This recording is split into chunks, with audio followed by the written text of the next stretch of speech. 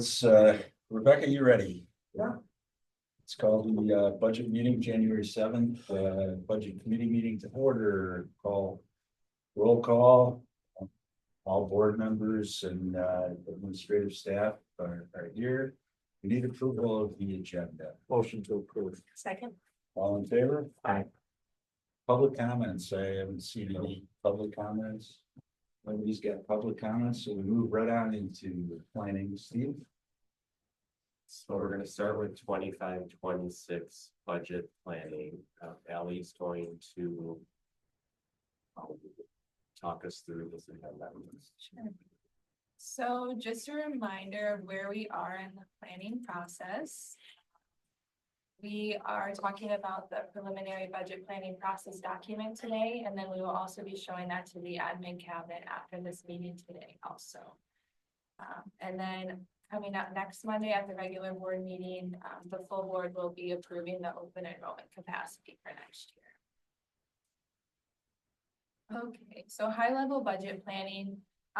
These are the same assumptions we showed you guys last month, but just a reminder of what we're using for revenue assumptions. We're still using the 325 per student. We have an estimate of 32% for special education categorical aid.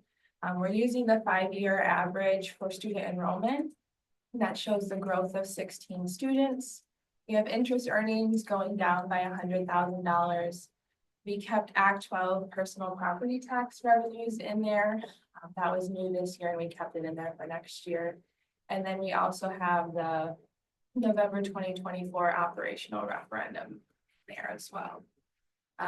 For expenditure assumptions, we have 4.6% increase for CPI and then also the compensation systems being fully funded. We also have the classified staff referendum increase included in there. We have 5% for health insurance, 5% for utilities and transportation. We added the middle school in for 26-27 since it will be opening in September. And then we also added $70,000 increase to district property insurance to reflect the increases we've been seeing. We talked a little bit about this, some of the issues that came up in June and then continue to be issues that need to be addressed are termination benefits, post-employment benefits, health insurance changes or increases that happen, maintenance expenditures, and then our contingency and also our fund balance. So in this document, it starts out with section planning. However, I think to understand section planning for next year, we really need to talk about where the budget projections are first. So the section planning is still in draft form, but I'm gonna skip through that and talk a little bit about some of the big picture numbers for next year. So overall, the deficit for 25-26, without any of the issues that I mentioned before that would need to be addressed, we're looking at a deficit of just over 140,000, which is a manageable amount and we could address that deficit. We did put in here this deficit could be addressed by a reduction of 2 FTE, which we'll talk about in the section planning, but that's just one of the options. There are other ways we could address that. We also bring up that any new budget request would need to be connected to budget reallocation options, or we would have to find a funding source that equates to the budgetary request. Any additional deficit for 25-26 for the highlighted items, we keep referring to highlighted items because on this page we have those 5 items in yellow. So any of those highlighted items are $1,175,400. And just for a little bit of perspective, every 5% increase that we see in state special education categorical aid, because they're talking about significant increases in the next state budget for that, would equate to $550,000 in additional revenue for us, which means that we would have to transfer less from Fund 10 to Fund 27 to cover the transfer. Any increases in state funding, we are saying should be directed towards those highlighted budget items, not towards any new items. And then regardless of any new state funding, those 5 budget issue items should be addressed for 25-26 to avoid any more reductions in the fund balance. We also talked about budgetary policies and practices should be considered for 25-26 and changing some of those. Examples include that we could change how we look at building and department carryover practices. Just for a little bit of history, before we gave the carryover to the buildings and departments, Steve filled me in that if there was ever issues, like if legal was over and there was extra money in, say, the high school budget, that money could have been moved to cover the overage in legals.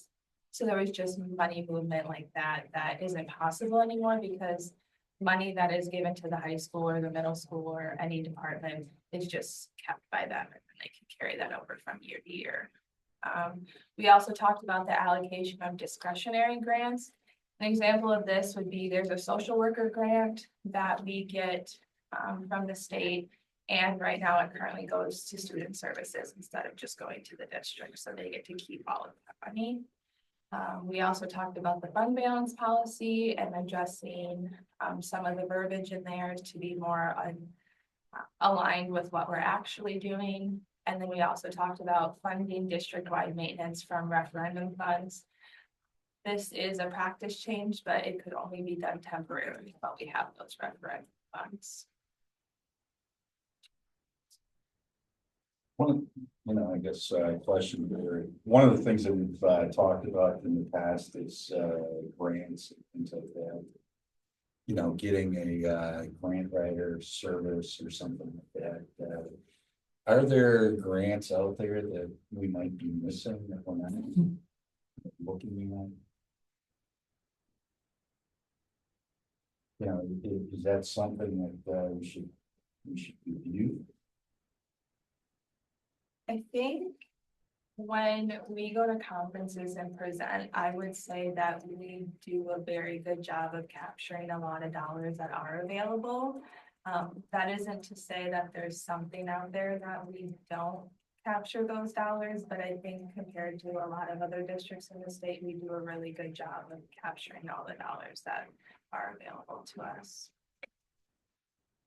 Just a couple follow-up points from what Ally was mentioning. The very bottom bullet point, we're not asking for a decision on that today, but it's more things for you as board members to be just thinking through. Obviously, for board members that have been on the board for a long time, you remember we didn't used to have building and department carryover balances. And what Ally mentioned is a perfect example of the challenges that we face balancing our budget. So this year's legal expense is going to go way over the budget. Years ago, that didn't cause me concern because I knew, as an example, the high school was going to underspend by 20,000 or the middle school was going to underspend by 10 or whatever was going on. That allowed us to reallocate those funds to cover the legal. Our contingency budget's only 100,000. We've already used the majority of that on the contracted nurse that we shared with you last month. So contingency is not enough. So we just don't have the flexibility to pull funds from anywhere else, from Ally and my perspective. Now, in reality, could we do it? Absolutely. Like, if the board, as an example, said, we're going to reevaluate building department carryover balances, and if you need 30 grand for legal, reallocate it. I could go to the cabinet meeting today after this meeting and say, I'm pulling $30,000 from all the buildings, 5,000 a piece, because our legal budget's over. It would be that simple. But that's contrary to what we're currently doing. Another example, Ally covered allocation of discretionary grants. We receive a CTE grant from the state that's in the $75,000 range. Most districts deposit that as a general fund revenue. Use that to help pay for the investment in the instructors in those programs.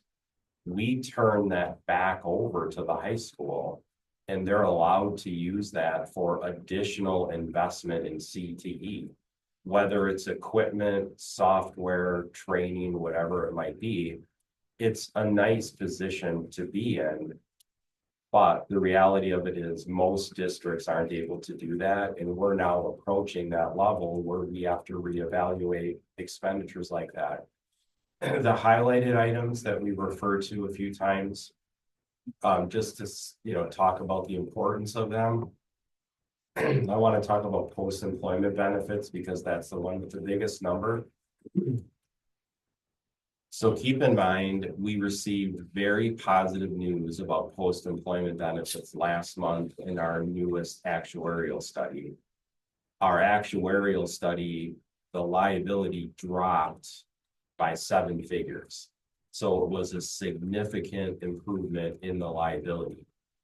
With that being said, the board had for many years pre-funded post-employment benefits, and we were able to use those funds to pay current year's obligations.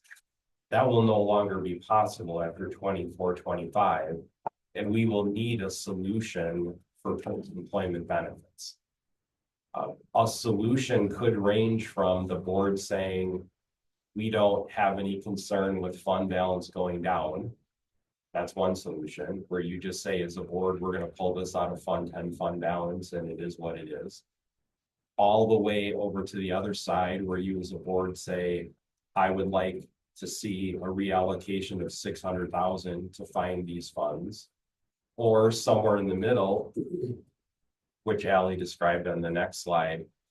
The state budget very, very likely will end up including an investment in special education. There's a lot of momentum for that. And whenever there's an investment in special ed, it really means that the Fund 10 transfer is decreased. One plan could be to make sure that any additional funding that comes in from the state is not spent on new items. It's parked to take care of existing obligations. That's another example. Ultimately, in the end, we're going to need to know where the budget committee is at on something like that. We don't need to know that today, but we will need to know whether your perspective on something like post-employment is, on one end, don't worry about it. We'll take it out of Fund 10 fund balance if we need to. On the other end, start finding a way to come up with 600,000 now, to more in the middle of let's keep monitoring the state budget. Let's see what happens. Let's see what the reaction is to special education aid. Because remember, when we say up above, the deficit is 140,000, we are just simply stating the facts that we know them today, which is the $325 per student that the governor signed into veto for 400 years. State special education the way it is today. We've not added anything new. But what we are saying, and it's likely going to be the message that we share with the admin team this morning, is we're really no longer in a position to be able to fund new priorities out of new dollars. We're just not in that position right now. New priorities will have to be funded out of reallocation for existing priorities. And we're going to talk about that this morning under the context of a safety position. And we'll show an example of the type of things we need to do moving forward. But I think as a board, the things that you want to reflect on here are the practices that we have in place, and whether or not you would consider supporting changes or whether you want to see us continue to do what we're doing. The items that we have highlighted in yellow, are you comfortable monitoring the state budget process and saying, we believe there's going to be more funds coming from the state, and our intention is to put them towards the items in yellow, is one option. But in general, we need this committee to start thinking through these topics so that as we move into the spring, we have an approach that we're planning to take. And I think the challenge when you're entering a state budget year is it's not like we can say that there's a path that makes more sense than the other. It's just whatever you're comfortable with. But I think at a minimum, given the fact that our fund balance percentage has declined, I think at a minimum, we need to look at practice changes when it comes to how we budget. I personally don't think we can continue having, let's say, a budget like legal going over by 40 and 50,000, and yet having all of our buildings and departments just continue to carry over hundreds and hundreds of thousands of dollars. At some point, that just doesn't make sense. That as a district, we're going further and further down in fund balance, while buildings are able to do things that quite frankly don't have the same priority as the district needing to meet legal obligations. Things like the CTE grant, as much as I can tell you, the folks at the high school will not be supportive of this. I think we have to start looking at things like that and saying those funds need to be put into the general fund for district obligations, as opposed to being just additional sources of funds that can be invested in those programs. Those have been nice to do things in the past, but I don't feel we're in that situation anymore. Well, I really appreciate the recommendations you push forward for discussion. I agree with you. I think we have to leave no stone unturned, and the practices I think we need to look at. If there is some movement, excuse me, in special ed, certainly I think we need to look at that. I'm a little more concerned after hearing Robin Voss last night on the news speaking about what he intends on doing with the money that is everyone's been waiting for. It doesn't look like a high percentage at all is going to go anywhere but to tax relief. So we'll see what happens, but I don't think we should get our hopes up on that one. I do have two questions for other that would be some of those stones. One, in terms of our return from the federal government for our solar systems and what have you at both the intermediate and the heritage, what's the earliest we might expect some sort of grant return from them? And then two, it seems that when we've had money available from savings in our constructions of the heritage, 100% of that has gone into maintenance projects, which again have their merit. But can we reallocate a portion of those if there are future with the middle school towards building up some of these? Because it appears to me these are operational expenses. Is there that latitude with that as a consideration as well? Yeah, so for your two questions, the first one, Allie has been working through the process with the IRS.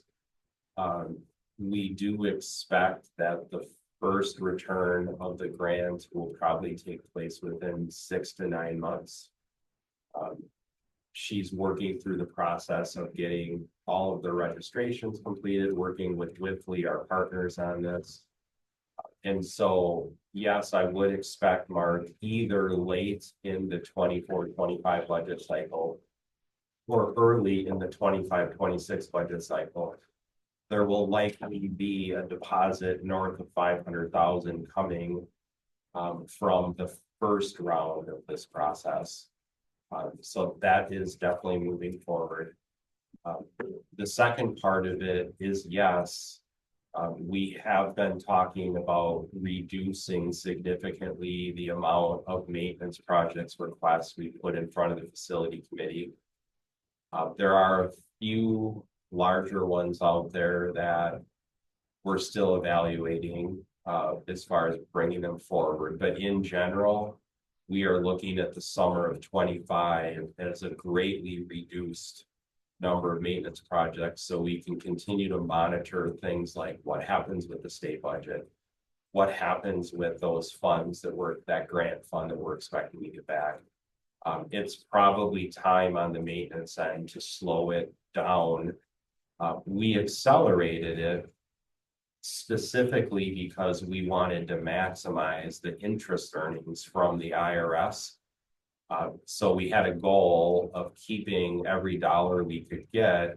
And so therefore we were on an accelerated path to be able to utilize the $6.5 million we brought in so far in interest. That was all well intentioned. We're past that now.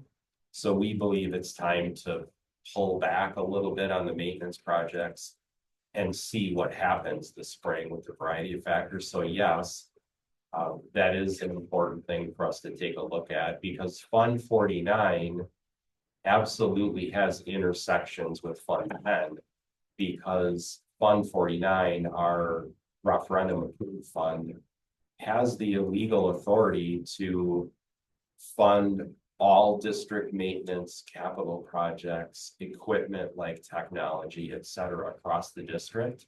And so that potential exists while those funds remain. So yes, definitely for those two things. And ultimately, in the end, we wanted to start with kind of the big picture to then have Ally talk a little bit about what's, again, some of the difficult decisions that we need the board to start weighing in on. One of them, we're meeting with a couple of principals after our cabinet meeting this morning about the numbers, again, not student needs, I'm just saying the numbers on K6 are trending away from 15 sections and back to 14. And with 14 sections, that means 5 at Prairie, 5 at Heritage, 4 at Arboretum. We've been historically at 15 in a lot of those grades, but our kindergarten class sizes they're not big enough to support 15 sections. So with that being said and done, Ally's going to show you there's a couple of grades where pivoting from 15 to 14 still keeps the board within your class size policy.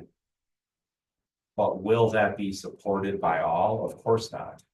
Right? Any reduction in sections is going to have individuals who are not supportive of that, understandably.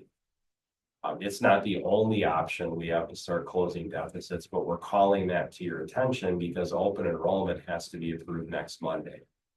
So I think we'll have Ally just scroll to show you where those changes could be made. So you didn't have that on your radar. Before you go, we support what you're doing here. And I think one of the things that the rationale that we had to carry over the budget is to have plans in place to buy things that aren't in the overall budget. I don't think the money has been used that way. So I support a change in allocation and giving you flexibility to fund these other requirements. Okay, so this page shows the projections for 25-26. In kindergarten, there would be no change. In first grade, there would be -1 section at Heritage. In second grade, there would be -1 section at Prairie, and it would move over to Heritage for second grade. And then no change in third grade, no change in fourth grade. But then the other change would have been in sixth grade, which originally had 15 sections and would go down to 14 sections. So would that be through attrition? Or would that actually result in a layoff? So right now, Mark, we've not received notice that staff are leaving that would support these changes. But there are, timing wise, it's not unexpected that we don't know it. Staff have until March to notify us about retirement. They ultimately have until June to notify us about resignation without penalty. But we would the position we would have to be in is if we don't get the retirement numbers to support this change, we would have to begin a non-renewal process in April, at the very latest in May, to make sure we were staffed appropriately if we went this route. Thank you. And the thing that Ally and I just want to call your attention to, we don't, Is there a possibility? That this will be handled through attrition? Yeah. Yeah, I would say, yeah, I mean, we typically, we have 360 approximately teachers. We see somewhere between 5 and 10% retirements annually. So it would anticipate it that we would have enough teachers retire that would not require us to do any non-renewals. But, that's an ebb and a flow, right? And there's many other factors outside of our control that determine when someone retires. But we certainly have enough individuals age eligible and service eligible that could retire if they wanted to. They just haven't let us know yet, which is not, again, uncommon. Understood. Yeah.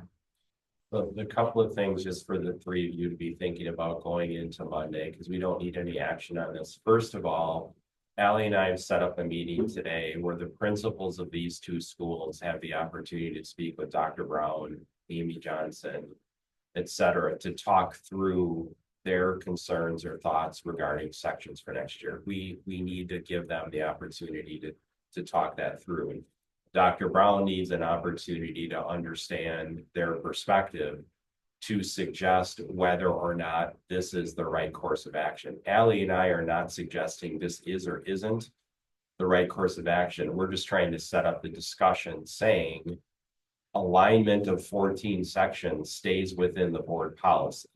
So we're just doing the math and saying, hey, we are pivoting back to 14 sections here based on our student enrollment. But there may be specific situations that principals want to share with Dr. Brown that may cause her to want to recommend something else. There are other options to get to 140,000 if we need to. There's plenty of other options. So I don't want to throw that out that this is the option. This is just something we've identified as needing discussion. Secondly, if you as a board would say, there's no way we're going to pivot to 14 sections in these couple of areas, then the open enrollment information next Monday should reflect that. Because we want to have the most accurate information on the open enrollment decision as we can, because we can't go back. The state law says once the board makes a decision on open enrollment in January, it's done. So like hypothetically, if all 7 board members said, no, we don't support any reduction in sections for grades K through 6, that's totally fine. Then Ally and I just need to make sure we've got the right numbers in front of you on Monday, which is why we want Dr. Brown to weigh in on this, and have that discussion today so that she can let us know her thoughts about the sections. Either way, I can share with you, we are clearly heading towards 14 sections K through 6. The numbers just don't support anything more than that. And we're going to, as time goes on, have the 4 sections at Arboretum, 5 at Heritage, and 5 at Prairie. That's just the way the numbers are laying out. The concern I have is that I don't know if it was last year, but it was certainly within the last 2 years. We actually added staffing at the, I think, grade 1 level to make sure that the section numbers, not the section numbers, but the students within the section, the class size was more equitable in all 3 buildings. And my concern if we go forward with this is that those numbers are going to hit the ceiling versus the ideal. And I'd be uncomfortable with that. That's the result of the section shortening. Yeah, and to your point, Mark, when you look at 6th grade, it's already halfway there. So if you go to 14 sections in 6th grade, you're sitting halfway in between the board optimum, which is 23, and the board maximum, which is 25. You'd be right in the middle. Now, keep in mind, these projections assume the standard enrollment growth that we see every year, because we do see more students joining us between the 5th and 6th grade. That's factored in. But that's why this ultimately is an important decision to weigh in on, because we would be going into the fall knowing we're in 6th grade, sitting in between those two numbers, in between the optimum and the maximum. However, it does fall within board policy within the maximums if you were to choose 14. But I think ultimately as a board, and that's why Dr. Brown wants to weigh in on this, we just want to make sure that we're being super clear that like there are other paths. If as a board you say, I'm uncomfortable with 14 sections in 6th grade, we put it at 15, we change the open enrollment for Monday to 15, and then we plan accordingly. Well, that's the other thing, your open enrollment numbers. I mean, I'm clearly the open enrollment provides a significant amount of income to the district. But if we lower the numbers, are you lowering the open enrollments so that we don't hit the maximum versus the ideal? Yeah, and so what Mark is saying is when I talk about changing the sections, if we change the sections to 14, that changes the open enrollment capacity. If you have, and so there'd be fewer students that would be able to join us. If you go with 15 sections, then that opens up capacity for open enrollment students. And so in the end, the two are directly connected. And the one thing we just want to make sure we don't do is, let's say, plan on 14 in 6th grade, but then in February, change our mind and say, no, we really want 15 sections in 6th grade, because it's then too late to be able to, a family that potentially has a 6th grader that wants to join us, it's too late at that point. So that's why we want to have that decision today with Dr. Brown and the principals, and then next Monday at the board meeting. The other thing too, you know, I know there's significant income that comes with open enrollment, but I think as you talk to people in the community, you know, they're, you know, what I've heard in the past is, you know, this is for, you know, Waunakee kids, and you know, you should plan, you know, for Waunakee investments. Yeah, and so open enrollment, you're right, Jack, that's come up throughout my entire career here. There's been a lot of feedback from the community on the topic of open enrollment. And when that comes up, what I always share with community members is that the school board's policy on open enrollment would best be described as very conservative. And what I mean by that is we won't allow open enrollment unless we're below the board optimal class size, not the maximum. And there's a huge difference there. So like as an example, in K1 and 2, the optimum is 20, the max is 22. So even though the board would allow up to 22 kids in a 1st grade classroom, for open enrollment reasons, we have to be less than 20.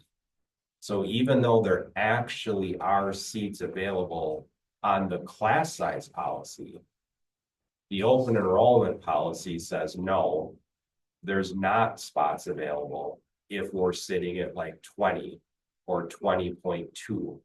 So I would say the board has reacted in the past to the community stating there's concerns with opening up open enrollment too wide by having what I would describe as a conservative policy on class size, yet family friendly, because we do allow families that are Waunakee residents that leave to stay. And number 2, we do allow families to stay together.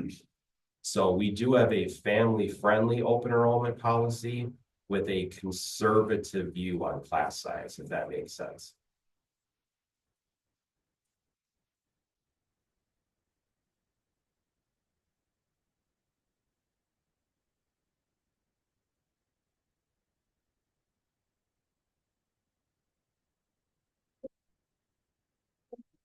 So moving on to open enrollment, we do have the 14 sections in there for these estimates. So in the numbers that we highlighted, this is where there are spaces available. You could either choose to just go with one side. You could do a hybrid of the December 24 open enrollment versus the 5-year average model. And then whatever is decided to be approved at the board on Monday. So we have regular ed on here, and then we also have another attachment for special education. And Mark asked a really good question in his email to us. Just for a little bit of information, there are 20 special ed open enrollment openings. But in order for a special ed student to be able to come here, there has to be a special ed opening in their grade level and then also a regular education opening in their grade level. So that is how special education students are accepted.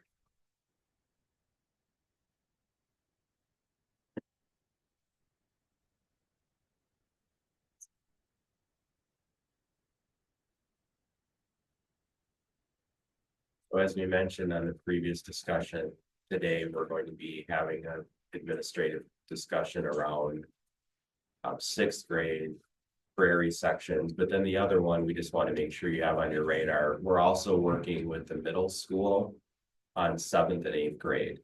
So definitely interesting situation with middle school with the numbers. We have 16 sections of middle school teachers in 8th grade right now, and 14 sections in 7th grade. But the enrollment, as far as the size of the student body, switches next year. And so the middle school is having discussions right now about whether they flip-flop the 14 and the 16 sections. So Allie and I have been talking with middle school administration about that. They wanted some more time to really work with staff to talk that through. Because the implications are that either 2 teachers need to switch grades, learn the new curriculum and set up the schedule differently, or the class sizes for the students will be impacted. So one or the other has to happen for next year. And so the administration at the middle school wants a little bit more time. So you can see on here, Allie and I switched it to 16 and 14, which is a better balance of the class size. But the middle school does want to have their discussion with their staff about, looking to see if that's the best approach to take or not. We may be coming back with a different look at the middle school on Monday. So they're still working through that. We just want you to know that the middle school is working through some things, as well as 6th grade that we talked about, and then as well as the sections in Prairie. And our goal is to be able to clarify this before the board packet goes out on Thursday. So on Monday, we'll hear what the administration would prefer, the 84 number or the 5-year, the 24 number or the 5-year average. Because it looks like there's about 32 students difference between the two. I guess one of the challenges, and if you look at the numbers, it appears that our K4 is light. And if we put 31 students in, and where it picks up is in the grades. We put 30, almost 50 students in K4. What does that do with that bubble? What involves that? Yeah, and the one thing to Allie, which might point that out, Because once they're here, you can do one of the sides. One of the things to keep in mind with open enrollment approvals is the DPI requires school boards to approve open enrollment based on your policy. So as long as you approve open enrollment by your policy, and this document is available to the public, a parent cannot appeal your decision successfully. They would not be able to be successful. However, like if the board were to say, we're gonna change first grade, you could see one scenario was 20 openings, one was said 15 or 18 or 16. If the board was gonna say, we're only gonna approve 2 openings in first grade, a parent absolutely could challenge that and would win. Because both the 20 and the 16 are calculated off the 20 in board policy optimal. The board's discretion in this is you can use enrollment planning to determine where you think it's going to go. And as an example, in first grade, it might make sense to say, we're going to plan for what's happened in the last 5 years. And we're not going to have 20 spots, we're going to have 16 as an example. Our intention would be to go through this and put it out to you on Thursday, highlighting where we would recommend this to go based on the discussions at the middle school, 6th grade and at Prairie.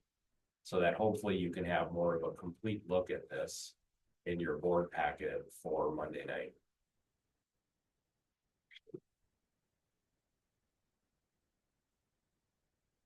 You don't need to approve on this. So next.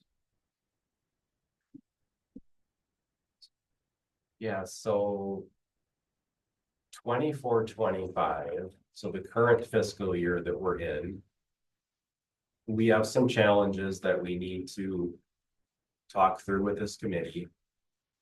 We want to have a plan to address our challenges in 24-25 before we get to next summer. And there's a variety of different approaches we can take, but to just kind of give some background on the scope of the challenges we have, I'm going to just share something that Allie and I shared with Mark yesterday in an email. So on Friday, I was at the school finance puzzle preparation for the school board convention, and the director of the DPI School Financial Services was there.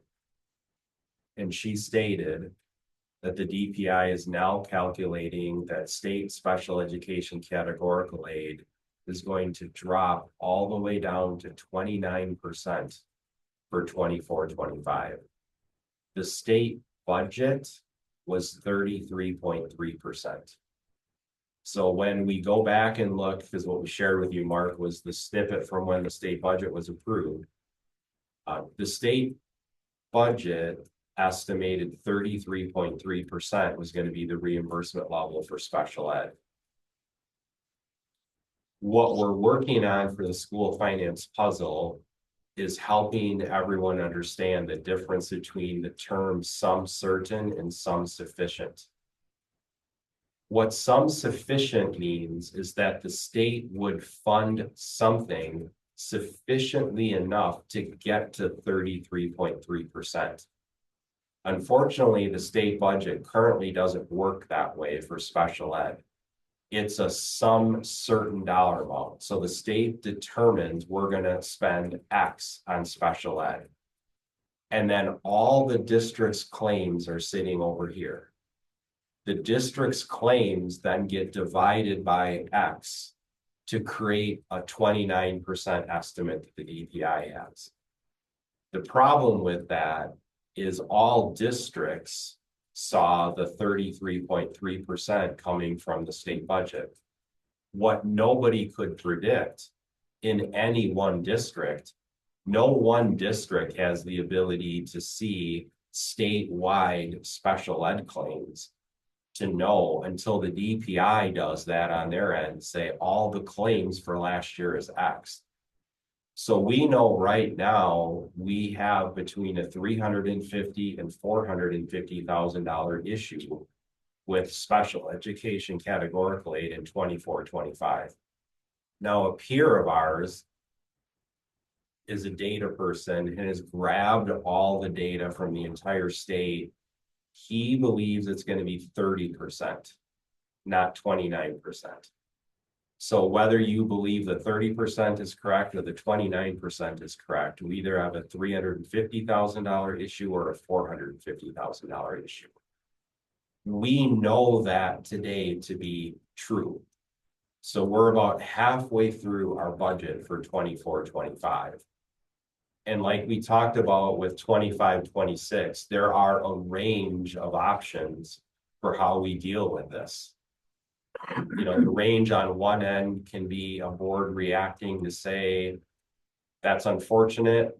We're going to make sure our legislators are aware of this, some certain, some sufficient. We're going to advocate for special ed aid. But if we're short at the end of the year, it's going to mean an impact on the Fund 10 fund balance. And unfortunately, there's not a way to avoid that. A lot of districts in the state are going to be there. There's the other end, which is the far right. The board could say, administration, we would like to start seeing you put together right now a mid-year budget reduction plan. You need to come up with savings in the $300,000 to $450,000 range between Fund 10 and 27, like right now. You need to start going through your budget items, and you need to start putting in, as an example, budget freezes on things.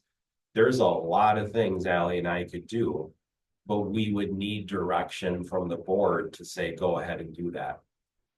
Other options that are available to us that won't quite be as, you know, viewed by others as extreme as like budget cuts mid-year would be looking at Fund 49 as an opportunity for us to reallocate expenses. So Fund 49 is the fund where we have done incredibly well with things like interest earnings, project savings. That fund is doing incredibly well. The legal resolution for Fund 49 allows Ally and I today, if approved by the board, to start allocating expenses towards it. And I'll give you a good example. We'll just talk about the special ed dollar amount. As a budget committee, you could today tell Ally and I, make up for the loss in state special ed categorical aid by transferring equipment purchases from the technology budget to Fund 49. That simple move solves that problem. And so when you look at, I'll get right to you in a minute, Jack, when you look at the motion that we put out there, we're putting that out there to start the dialogue on where this committee and the board wants to go. We don't want to wait until March or April and have the committee say, as an example, start reducing expenditures and we have 2 or 3 months left of the year. But one option is a motion to establish a Fund 10 goal for the end of the year. So even though I just said we're going to be short $300,000 to $400,000 for special ed, if this committee says we want to see Fund 10 end the year at 0, we don't want to see a negative 350, negative 450, whatever. We want to see it at 0. We authorize administration to allocate expenses across accounting funds to meet that goal. The first thing Ally and I start doing is looking at technology expenditures and maintenance expenditures and other referendum eligible expenses. And we move them to Fund 49. And to your point, Mark, then we pull back on maintenance project. Right, so that is an opportunity that we have across accounting funds that most school districts don't have. Most school districts don't have a Fund 49 that was able to have the kind of interest earnings that we've had or project savings that we've had. So while the Fund 27 special ed categorical aid is a challenge for us and every other district in the state that budgeted anything close to what we thought the state was going to fund, we have an option that a lot of other districts don't have. But ultimately, as a budget committee, the question that I think the rest of the board is going to rely on this group to decide is, should we establish an end of the year goal? Does this committee want to see us at 0? Is this committee okay if we go 450,000 negative? Is this committee okay if it's 750 negative? Or does this committee have a goal of it being plus 100,000 or plus 150,000? And then say to Ally and I, you need to allocate expenditures to get this done. It also could be a combination of that. This committee could say, we're gonna put a spending freeze on building purchase orders as of March 1st. This year, we used to do that years ago. So we're gonna have a strategy of combining allocating expenses across accounting funds with grabbing back funds that have previously been budgeted to building our expenditures. There's a wide range of options for us to proceed.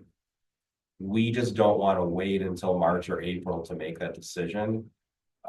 But there's no question when you hear information like the state special ed categorical aid is potentially going to be less than 30%.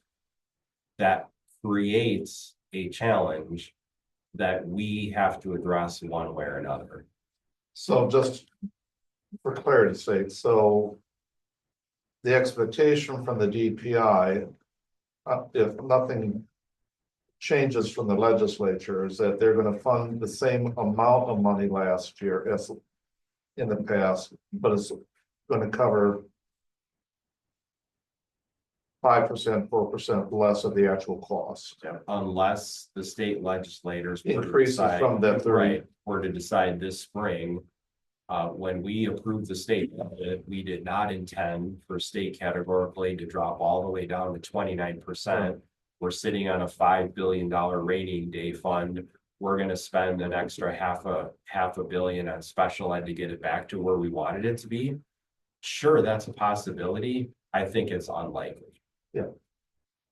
I guess one of the questions I've had is you go through these scenarios, right? We can move all of our operation and equipment into Fund 49. Problem is that's a one-time fix. It is. And this is, it seems like the special ed is kicked around like a ball, right? And there's never surety on what are we going to get, right? From the state. And there's a lot of tricks that we in how they allocate those dollars. So I guess, one of the options, could you look at our special ed budget and start reining that in while we move some of the equipment into Fund 49? Because if we do it all this year, we're just gonna have a bigger deficit next year because this Fund 49 is gonna go back. We gotta spend it in a specific time frame. Yeah, and so to your point, Jack, what I would say is it's not limited to special ed. We could still look at options right now for both Fund 10 and 27. So as an example, we talked about under 25, 26 planning and beyond. There is a state CTE grant that we always give to the high school to spend on additional programming for CTE. We can change that practice at any time.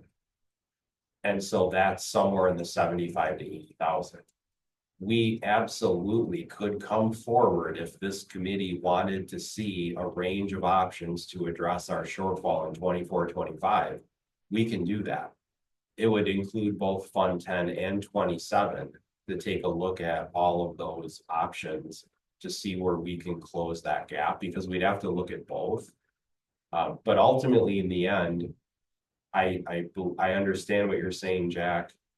It is a 1 or 2 time type move to move expenditures from one fund to another. That's why Ally and I have those items highlighted in yellow in 25, 26 planning, because we continue to go back to, we've got to have a long-term solution. We have to have a long-term solution for health insurance changes, for termination benefits, for post-employment benefits, for our maintenance expenditures. We have to have a long-term contingency. We have to have a long-term solution. So we're absolutely on the same page that a long-term solution has to be created, ideally in our 25-26 planning process. In 24-25, I'm going to speak administratively. I think we should have a goal of 0. I do not think we should go negative again in Fund 10. I think we should put strategies in place to get there.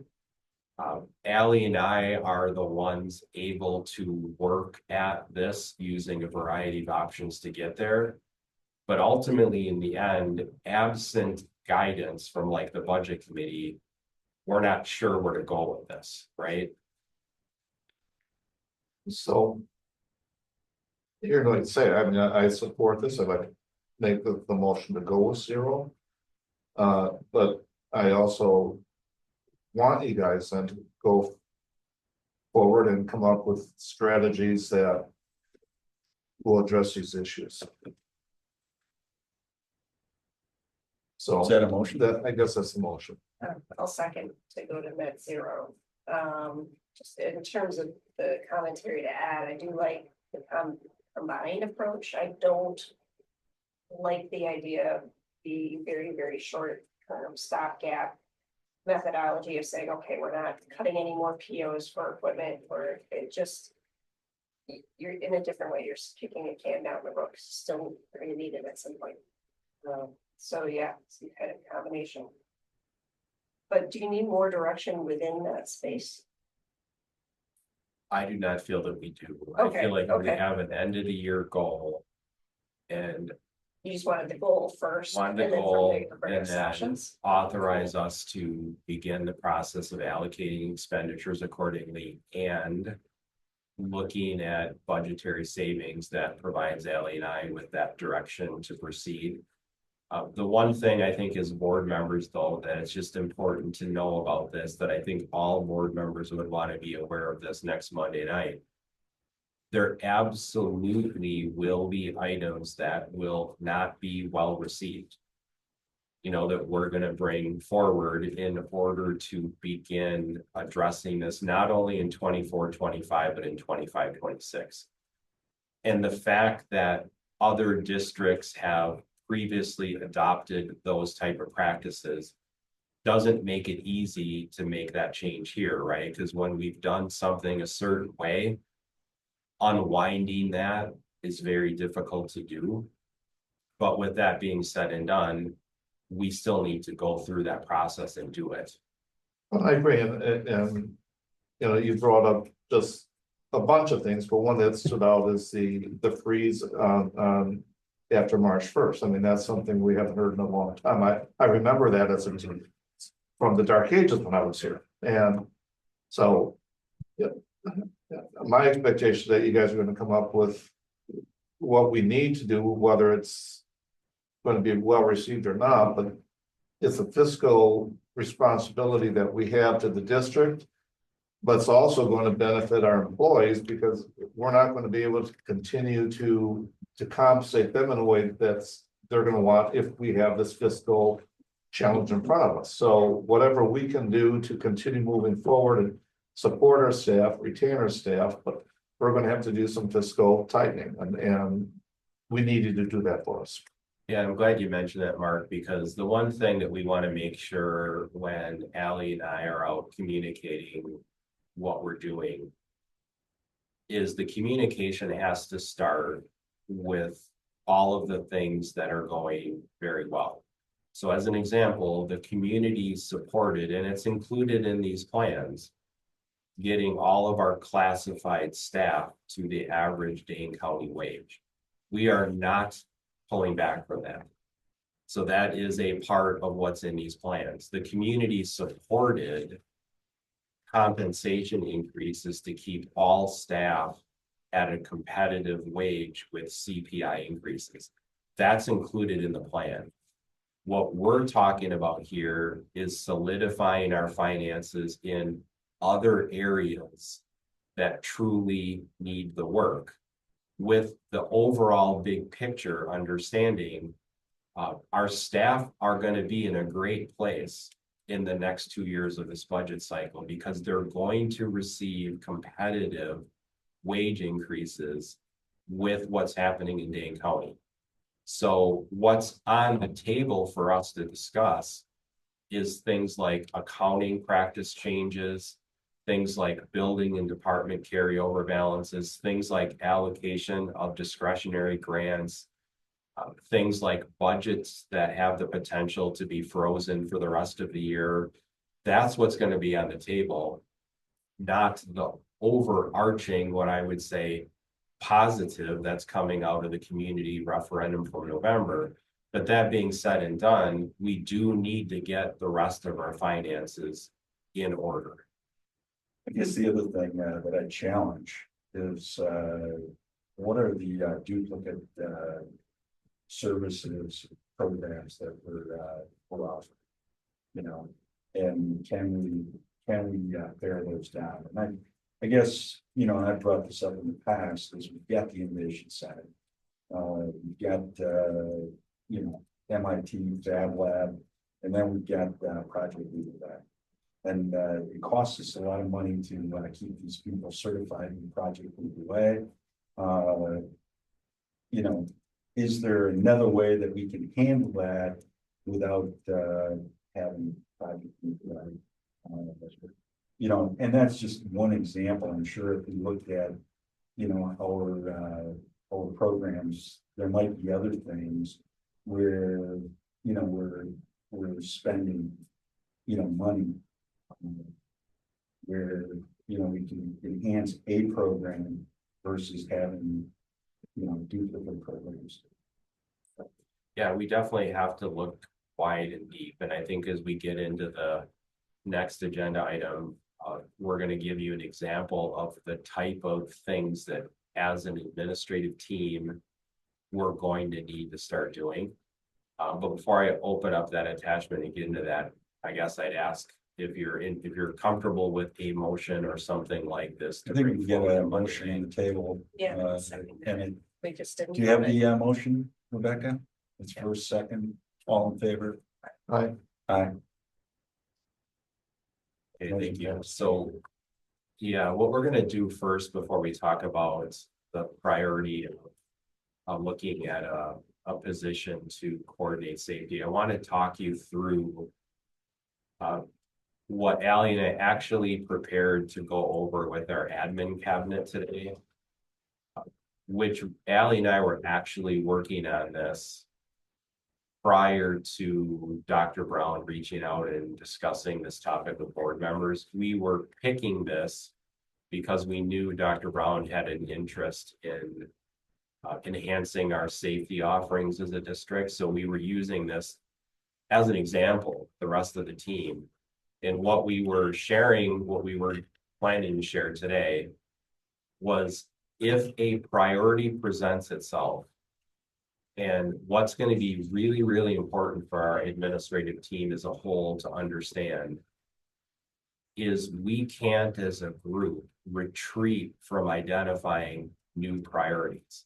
If that's the case, we're never going to change anything, right? We're just going to keep doing what we're doing every single year and never bring forward any priorities because we're going to say we can't do anything different financially.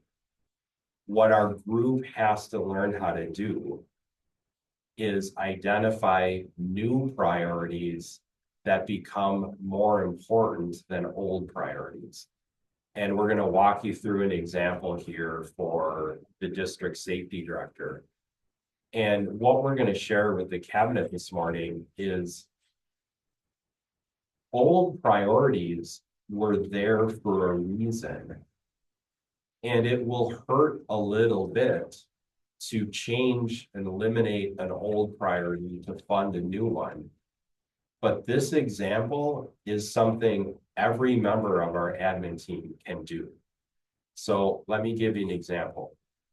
To pay for a 50% district safety director, Ally and I have gone through and we've identified what are some changes that we could make to reallocate money to fund this. And I want to talk about each of them because Mark asked us a little bit more about like, well, what do these things mean? So we have a district business insurance consultant. We've worked with this person for over 20 years. She does things like help us with property, liability, insurance renewals, selection of proper insurance levels, management of insurance claims, bidding out insurance processes. But it's a service that's optional. Many districts don't utilize this type of service. They handle it themselves or handle it with working with their local agent. So there's great value in having someone like this available to us, but I want to be clear, it's optional. The next item, we are one of, I would say, a very small number of districts remaining in the state that purchase a student accident insurance policy. And what that is it's basically a health insurance policy that steps in to support families for any gaps in their personal health insurance. So what I mean by that is if a student falls at the playground and breaks their arm, and that family has a $250 deductible on their personal health insurance plan, our policy steps in and pays them for that $250. Most districts have long eliminated that policy. What are the implications of that? The implications of eliminating that policy are more legal claims and potentially more lawsuits. Because right now, when a parent calls me, and let's say they're very upset about a situation that happened at a school, their student was injured, and they have a $500 bill on their end. When I can tell them right now, no problem, I'll take care of that for you, it immediately causes the concern, most of the concern, to go away.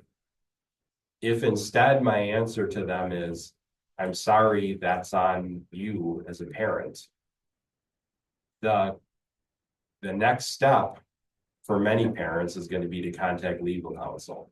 And that's what happens all across the state. We've kept this student accident insurance policy because it does help mitigate other claims. Now, that being said and done, I don't know if someone's going to issue a claim against us for a broken arm on the playground. I do know we don't need this insurance. It's optional. So the next item down, this is a new. Before we go, how many claims, per year do we get there? Yeah, 5 to 10. About 5 to 10 claims, primarily elementary school accidents that occur outside is the majority of it. And most of those are $250 to $500. In that range. I mean, if someone happens to have like a HSA account with $1,000 deductible, we would pick up the first 1,000. So it all depends. This is supplemental to someone's personal family health insurance. It fills in the gap, basically. So yeah, there's probably between 5 to 10 in any given year. But I'm putting it on the board as saying, like, these are the kind of things we have to decide. If the safety director is a new priority, there's old priorities that we can remove. The Hanover Research Database, that's new this year. This is a program that the curriculum department and Dr. Brown is accessing. Allie and I agreed to cover it initially out of the business office budget. But what we're saying here is this program either needs to be canceled or the curriculum department has to reallocate within their budget to pick it up. This is not a business related cost. And so we're basically saying the business office is not going to fund this. If the curriculum department wants it, the curriculum department's going to have to reprioritize their budget to pay for it, but we're removing it from ours. The last one we have a district consulting budget that we can remove like 25,000 from it. So what does that mean? So in the example we gave Mark, Mark Roffers, our long-range planning consultant, has come in front of the board every other year to present a very comprehensive look at community growth plans. That's an expensive process. We can shift to doing that every 3 years or every 4 years. There are other things that we do in the consulting area that we can put on different cycles. We can change some of the things that we're doing to lengthen it out in between the times that we review things, or cut back on what we're doing. And so I would call this a discretionary budget that could and very easily be changed to fund a district safety director. The point of this exercise is to say each of those expenditures identified has a purpose, but is that purpose more important than the new priority of a district safety director? And what we're going to challenge our admin cabinet with today is a thought process, because I think this is super important for us as an organization. If we determine that hypothetically one of our buildings needs additional reading support next year, what it's going to take is our admin team doing this. It's going to take our admin team saying the priority of an additional reading interventionist is more important than, and I'm just going to throw out an example, classroom budgets of $800 per classroom. These are things that our organization has not looked at for over 20 years. We have not looked at the way that we allocate building and department budgets, and there absolutely are the resources there to address new priorities, but our team is going to have to be willing to say, I'm willing to change an old priority in order to fund a new priority.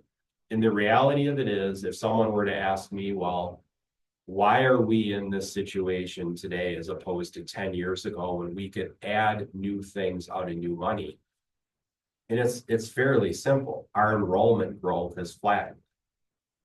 We used to, when 10 years ago, 15 years ago, I would plan budgets for 50 new students to come, and 150 new students came when I did the student count in September.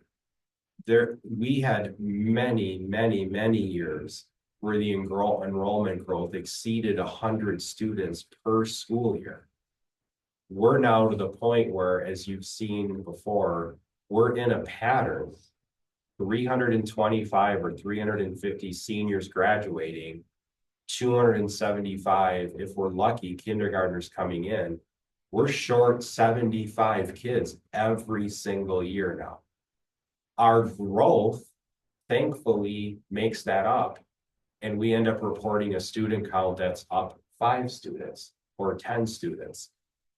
But the revenue limit system rewards districts with enrollment increases, and we were one of those districts for a long time. It's just not happening anymore. And there has to be, I would say, an acknowledgement of the reality that for us to accomplish new priorities, old priorities are going to have to change. So with that being said and done, I know Dr. Brown wanted to talk about the role for a few minutes. I know she's talked to most board members about this, so I'm going to turn it over to her. I had a conversation with all board members individually, except for one.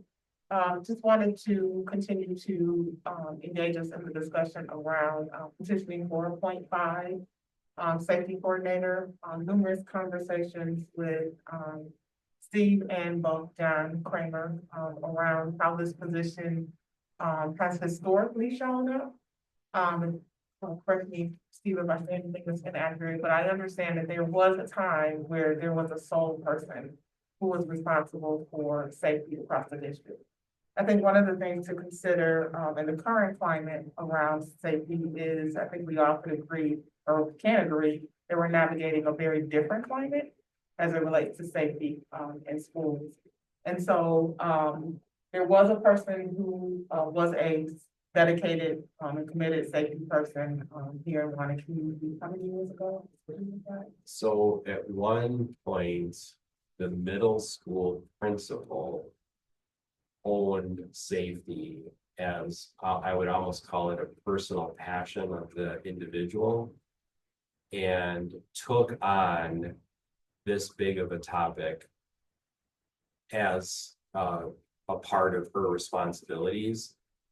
And so that individual retired. And as a result of that individual retiring, and it just so happened our director of facilities retired the same year. For no other reason than there just happened to be 2 retirements, and the new middle school principal wasn't going to be assigned the safety role.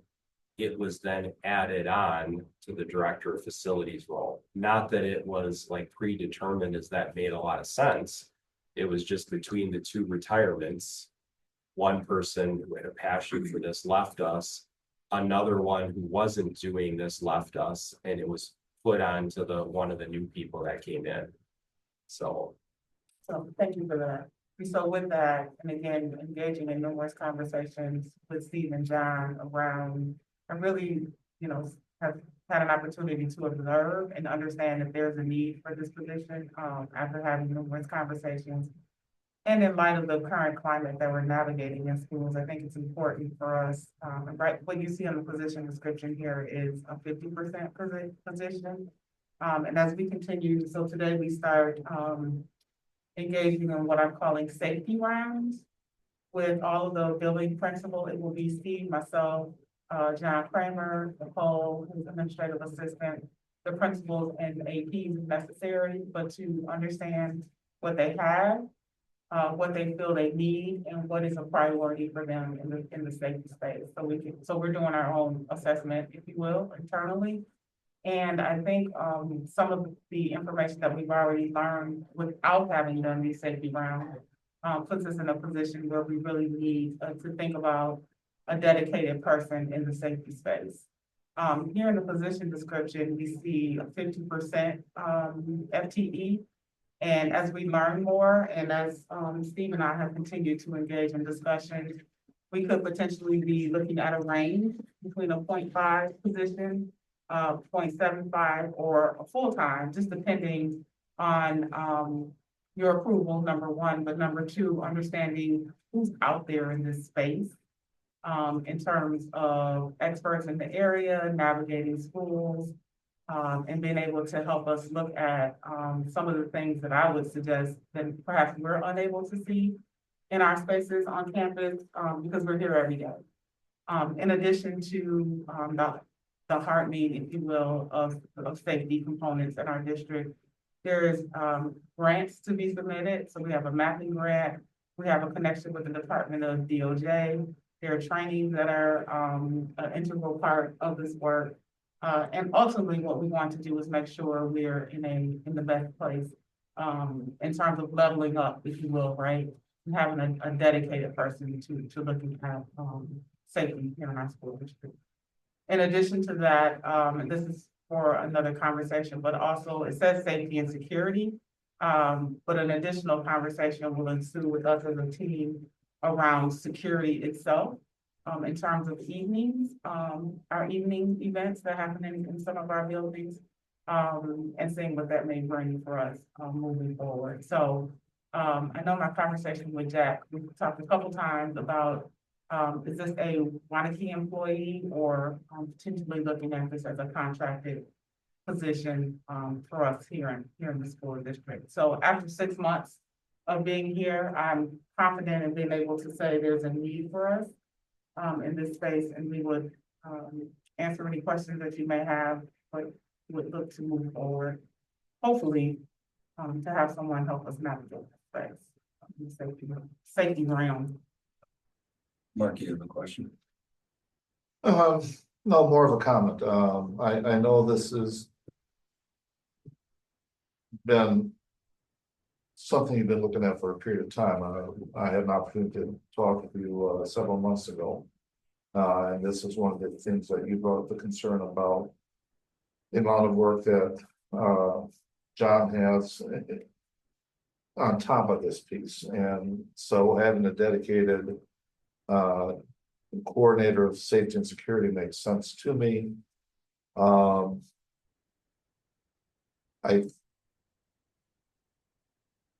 When I spoke to you about this, one of my preferences would be that if we're going to look at expanding that role, I would like us to consider expanding it by adding a half-time police liaison. We only have one, correct? Correct. And in talking with my son-in-law, who's a police liaison in Michigan in a smaller district, he was shocked that, given the size of our school, this is what we have. And to me, that would be a logical step going forward to it. If you're looking at going to a full-time position at some point, sharing funding with the village on this and adding security staffing that might be able to address some of the nighttime issues you're talking about as well. So I am very supportive of the halftime position, but if you're going to go forward, that needs to be some serious consideration from my perspective. I guess, you know, my position, you know, on this, is, if you contract the service out, you know, you get a contractor that has a broader look at what are the trends in other schools and so forth. And I think, you could potentially get a more robust, you know, safety plan. You know, basically what this guy or this person's going to do is put your safety plan together and make sure that you execute safety. Right? That's. We'll use some other, in addition to, it's more than just the safety plan, it's, you know, walking our campus as well, helping us see some of our blind spots. You know, part of the safety team, we meet twice a month as a larger group, safety team group, but we also have a small group safety team where it's just Steve, myself, and John to meet. So it's bigger than the safety plan. There's some additional pieces in terms of execution as it relates to the safety plan, in addition to some other activities that we engage in as far as safety is concerned. And so while it's the daytime safety piece, as I mentioned a little earlier, it's also the extracurricular activities in the evening that we should be mindful of. So where does this guy sit? Or this person sit? You know, where is his office going to be?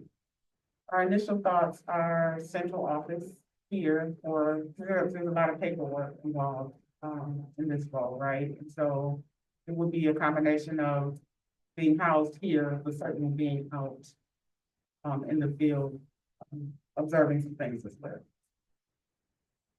The one thing that I was- we have plenty of space and available if it's tight here to move to the middle school, middle school. An option. I think one thing to keep in mind that Brian and I have talked about from like the HR perspective is retirees. So in law enforcement, you're able to retire from the WRS at 50, as opposed to public school employees, it's 55 at the earliest.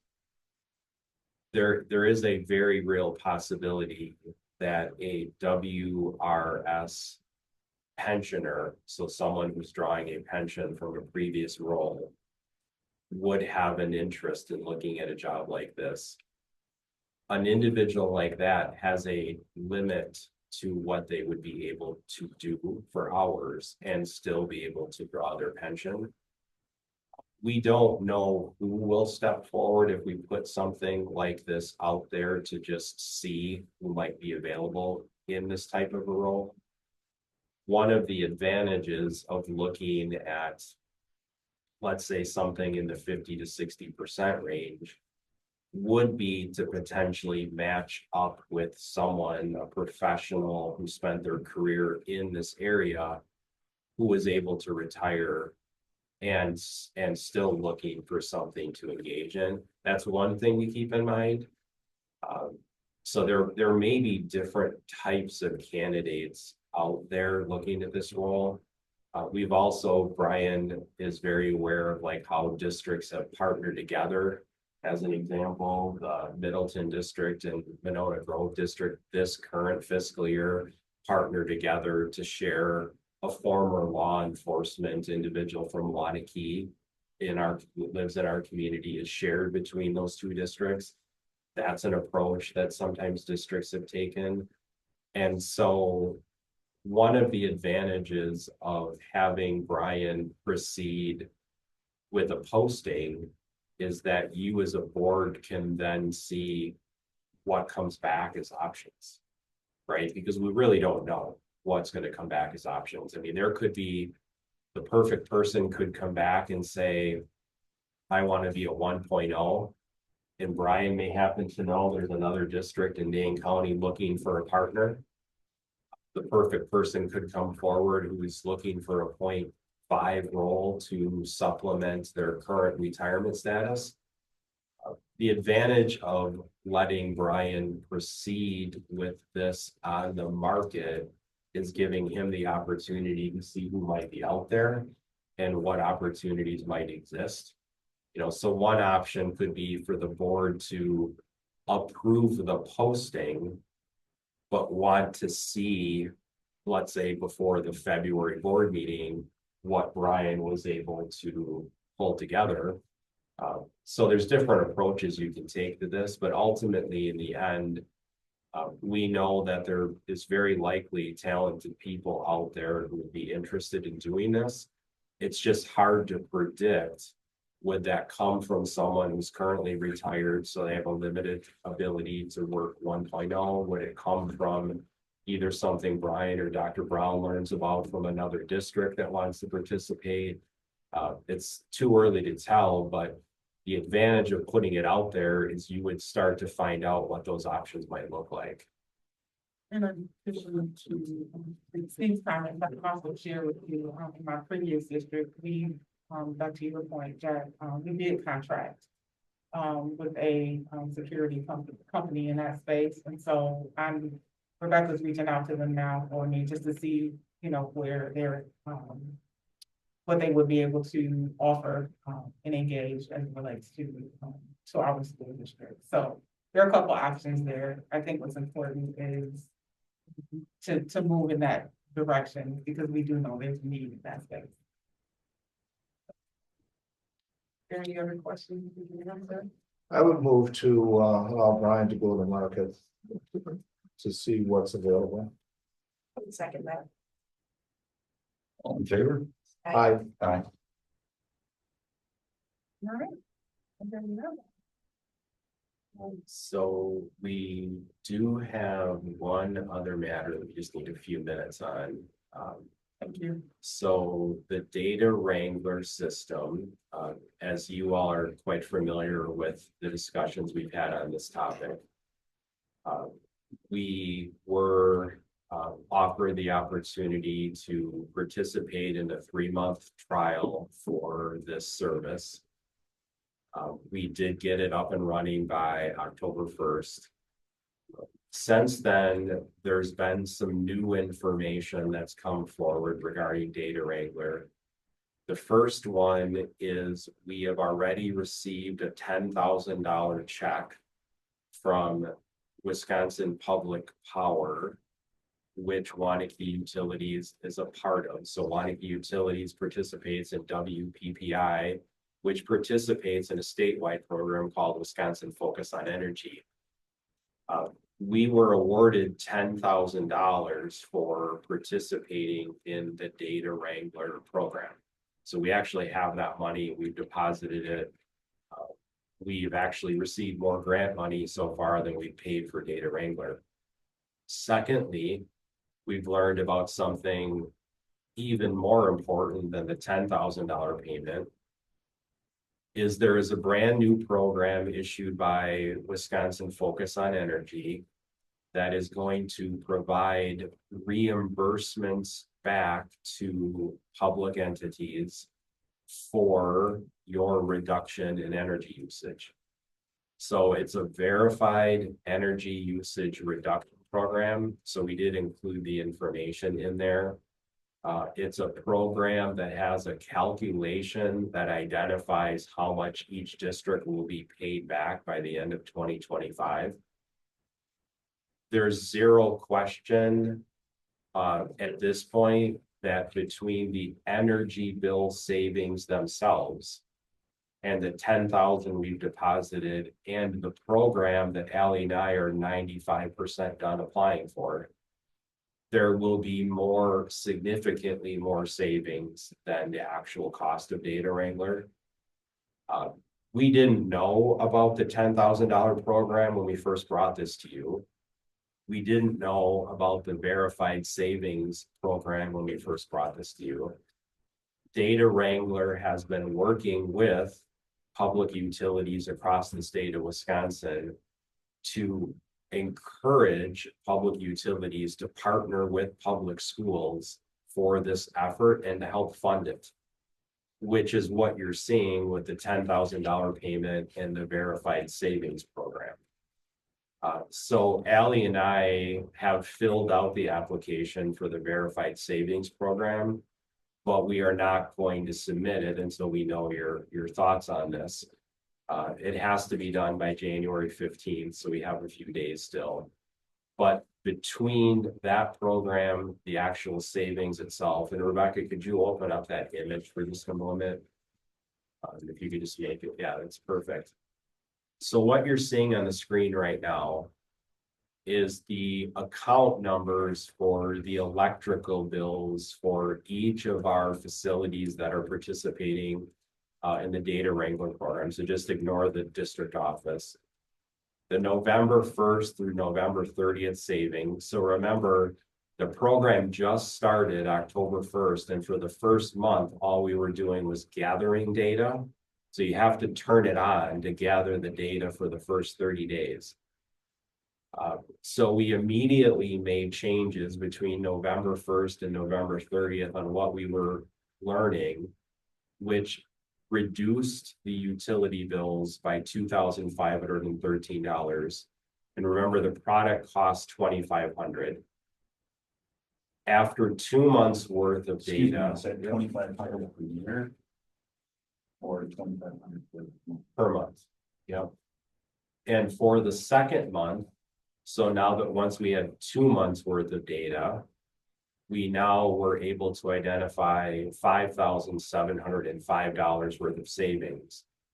The important thing to note about the savings is that they proceed forward once you identify them. So a perfect example of this is Data Wrangler was able to identify that our HVAC system, so our air conditioning units, were not mechanically turned off by November 1st. By physically turning them off by November 1st, meaning not allowing them to turn on, and there are times in early November where air conditioning units will kick on, depending on temperature, humidity, everything that's going on, but we physically turn them off. It changes the demand charges for the next 12 months on your bill. So that's just one example of one of the things that the data system found when taking a look at it. So when you look at the utility savings for December 1st to December 30th, the electrical bills themselves will be down $5,700 in that 1 month, and there'll be a $2,500 charge from Data Wrangler. So if you look at it from like a business perspective, you would see in December, the district is coming out ahead by having access to that data by over, $3,000. What we just previously told you about is a bonus on top of that. So what's going to happen is WPPI is going to look at our actual bills and compare them to the year before. So they're going to take January of 25 where now that we have this program up and running, our hope is we're going to save $5,700 or more in January.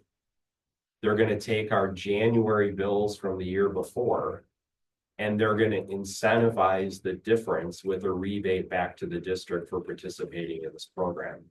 So we will receive, of course, the savings on our electrical bill. But then secondarily, at the end of 25, we're gonna see WPPI supporting that effort with a grant payment back to the district. So it's brand new. There's a calculation that they've got in there that shows examples of the savings and how they're gonna refund districts back for participating. We don't know what it's going to be, but we know we will participate in it.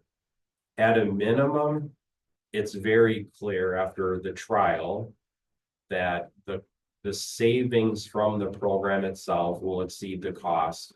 And then you can just add the bonus of the grant on top of it. So we're really excited about the way this has gone. We're excited about the fact that the board approved a 3-month trial to see what this was capable of doing.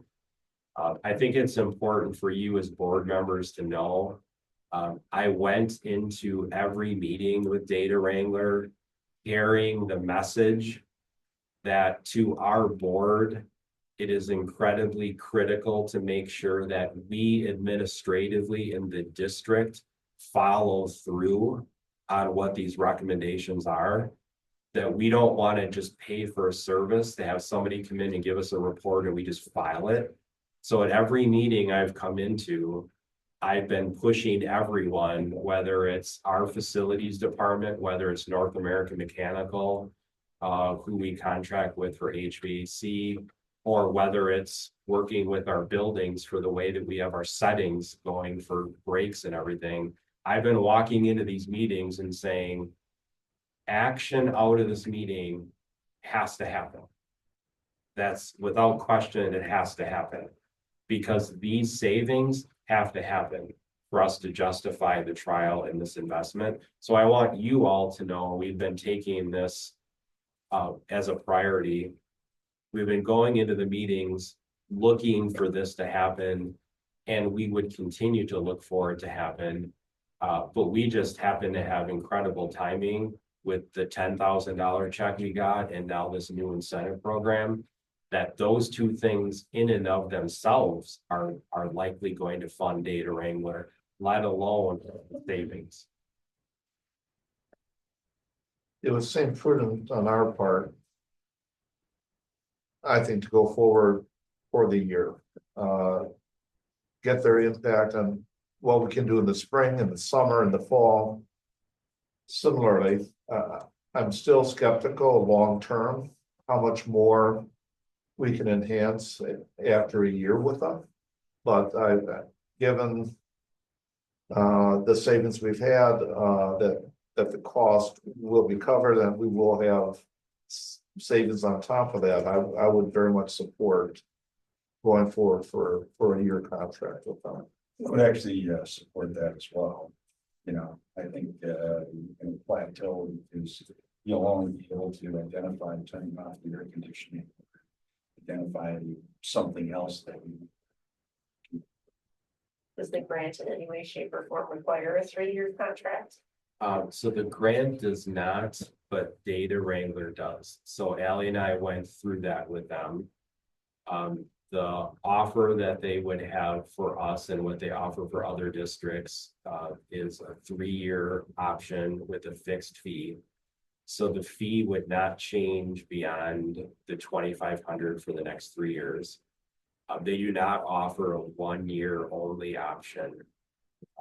The one thing that causes me to feel very comfortable about this approach is the fact that we are committed as an administrative team to making this work. We are committed to seeking any and all grants that become available, right? We didn't know about either of these two, and we pursued both the 10,000 and the other one. We will pursue it if you approve this. It is very, very likely that other grant opportunities will present themselves over this period of time. And to me, this is a commitment to energy management at a level we've not been able to do before. But it's a two-way commitment because Data Wrangler has to commit the resources and the time and the personnel to be able to tackle this the way that they need to. We have to provide the commitment on our end. So it's a question for us as to whether or not we're willing to engage in a 3-year agreement on this. I feel like Data Wrangler has given us numerous examples to Ally and I of districts that they've been in for more than 1 year that they continue to find savings. And the other thing that I want to throw into this mix, because I think it's critically important, what we're talking about here is their base plan. By engaging with Data Wrangler on their 3-year program, I would absolutely expect that in about 2 to 3 months, you're going to have Ally and I coming back to you and asking you to consider the Fund 80 program, which has even more significant budgetary implications than anything we're talking about right now. I believe the Fund 80 component is critical for us to put in place for our long-term finances. The Fund 80 part, basically what that, for the first time ever, allows a district to do, and it's been approved by the DPI, is to say on a Saturday, we brought in a for-profit group that caused us to fire up that gym at 8 a.m. and they were there till 5 p.m. They have the ability with the Fund 80 component to say, Waunakee schools, that cost you $500 today in your Fund 10, your educational fund. They have the ability to give us that data to say, you should be charging that and all these other things to Fund 80. Now, the board may not want to pass that on as user fees. The board may want to look at that as a levy increase, or the board may want to do a balance of the two. But we can't get to the Fund 80 part if we don't do the base part. And so as Ally and I take a look at this, we envision the base program for 3 years being step one in what we really want to accomplish with our utilities. Because the dollar amount for the Fund 80 component is going to be somewhere between 50 and 100,000. Just that part alone of being able to take a look at that. And we've seen that from other districts and the use that they have in their community. And we're no different. We have extensive community use at nights and weekends that without this product, we can't identify it. I think it was like 20% of their bill in a month is external use. And I compare it to. Make a motion to approve this presenting. That's a second. All in favor? I I do want to establish though, like regular check-ins to make sure that it keeps it so that, when people reacting to the data. Yeah. And we'll come back to the Fund 80, because at that point, you're paying higher rate for the service, and so you're paying service to give you data that doesn't actually have a return on of investment from the standpoint of saving the district money. It's to move from one bucket, so you're spending to have the ability to move from one bucket to another. The data still, I mean, the agreement was that we still own that data. I don't know if there's another way we can get that data. Or if it has to be through a third party in order to get what ultimately you want to have the ability to do. If there's a way that we can collect our own data to do that.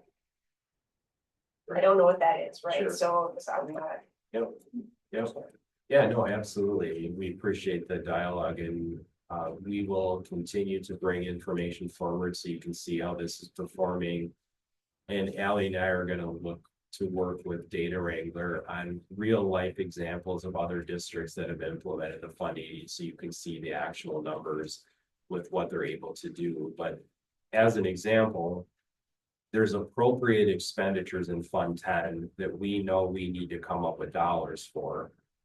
But yet we know inside Fund 10, we're paying for weekend activities in our buildings that have nothing to do with Fund 10. So whether we could create a way to figure this out ourselves or whether we would use this product, we know there's additional steps with this data that would be very helpful to us as we look at our long-term financial planning. I'm thinking you know, you're hooking this up so that then you can capture that data, you know, and segregate it between what you do on the weekends, evenings versus what you do kind of day. I would suspect that that can be very difficult for us to do without this to capture that.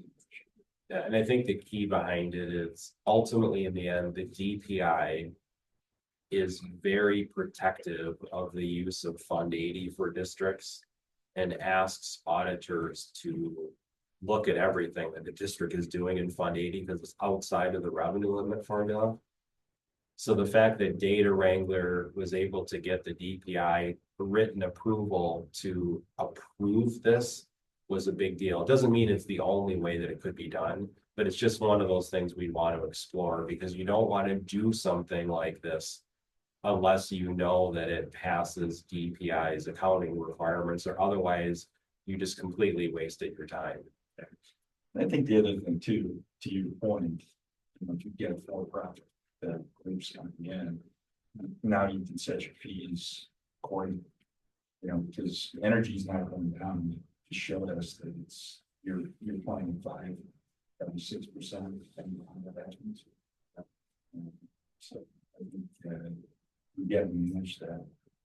And to your what, just to add on to what you're saying, Jack, is for-profit groups are pivoting towards schools who are not doing this because they're moving to places where they can use the gym at a very low cost for their organization.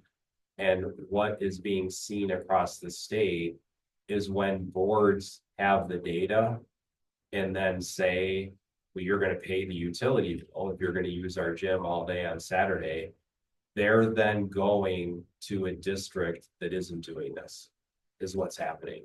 Because they're saying, well, Waunakee is going to charge us $500 for a whole weekend tournament to use the gym and turn the lights and heat and everything.